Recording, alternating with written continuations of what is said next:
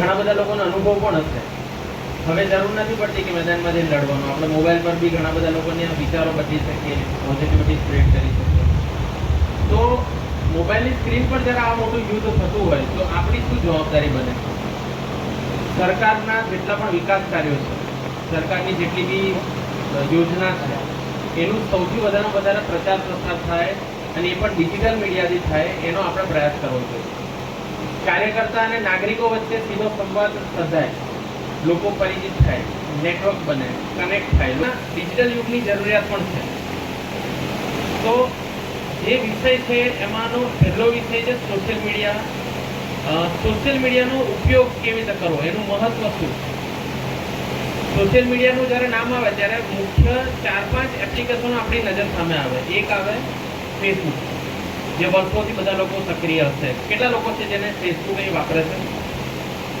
મોટા ભાગે બધા લોકો પાસે ફેસબુક એકાઉન્ટ હશે, પેજ પણ ચલાવતા હશે. પછી બીજું છે ઇન્સ્ટાગ્રામ, ત્રીજું છે વોટ્સઅપ, અને ઘણા બધા લોકો ટ્વિટર પણ સક્રિય છે.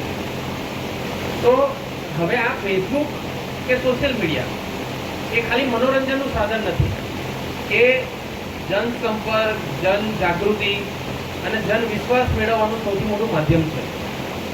આખી દુનિયા એની સાથે જોડાયેલી છે. દુનિયાભરની અંદર આપણી વાત મૂકવી હોય તો હવે માધ્યમ સરળ થઈ ગયું છે.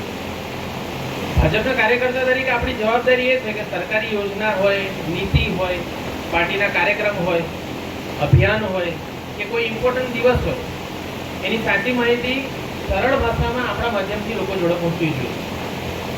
આપણે ખાલી પોસ્ટ શેર નથી કરવાની, પણ આપણે સેવા, સંવાદ અને સમન્વય સાધવાનો છે. જમીન પર થયેલા વિકાસ કાર્યોને ડિજિટલ પ્લેટફોર્મથી બતાવવાના છે, જેના લીધે કાર્યકર્તા, નાગરિક અને સંગઠન વચ્ચે સતત અને અસરકારક સંવાદ પણ બની શકે. સોશિયલ મીડિયા પર આપણે એક પોસ્ટ મૂકતા હોય, એક રીલ મૂકતા હોય, એક સ્ટેટસ મૂકતા હોય અને એક શેર કરતા હોય, આનાથી તમને કદાચ અંદાજ નહીં હોય પણ બહુ બધા લોકોના મગજ પર આપણે સકારાત્મક ભાવ ઉભો કરી શકતા હોય. તો આ એની બહુ મોટી તાકાત છે. ખોટી માહિતીથી બચી શકાય.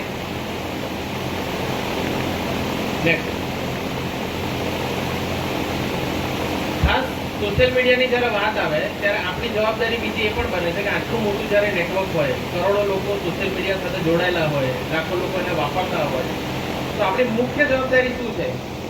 આપણી મુખ્ય જવાબદારી એ છે કે સોશિયલ મીડિયા પર આપણે કંઈ પણ કરીએ તો ખોટું ના થઈ જાય એની ચિંતા.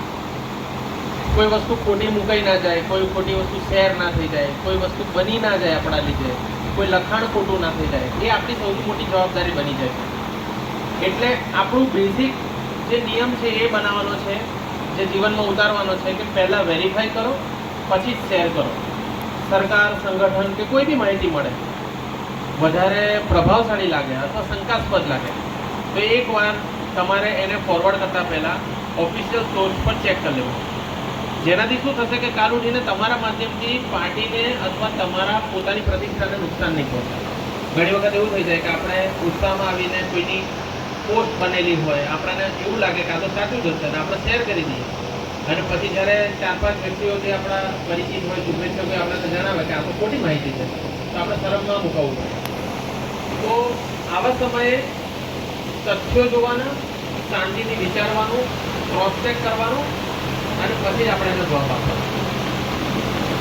અને ખોટી માહિતી, અગર માની લો કોઈ આપણો વિરોધી હોય, કોઈ પાર્ટીની વિચારધારાથી વિરોધી છે, કોઈ વ્યક્તિ કશું લખે છે, તો એને પણ ક્યારેક જવાબ આપણે ખોટી રીતે અથવા ગુસ્સામાં નહીં આપવાનો.